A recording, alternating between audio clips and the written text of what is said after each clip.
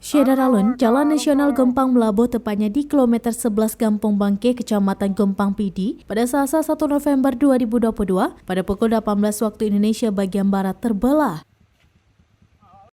Tanah badan jalan longsor akibat tingginya curah hujan yang terus-menerus di dataran tinggi Gempang sejak 3 hari terakhir ini. Sekitar 10 meter lebar badan jalan terbelah. Polisi telah memasang polisi lain agar pengendara lebih berhati-hati saat melintas di ruas jalan nasional tersebut.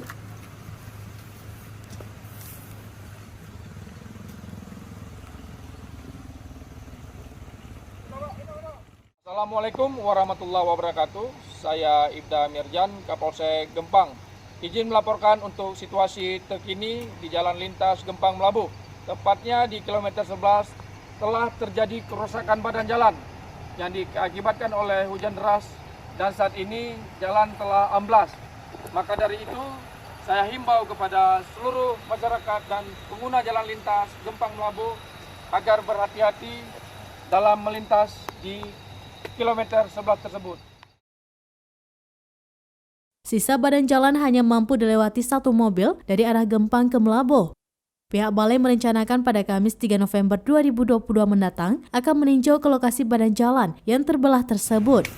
Jalur itu harus cepat ditangani agar tidak bertambah parah. Dari PD, Muhammad Nazar, Serambi On TV. Berano ba? Tadi berapa? Arano ka longsor no.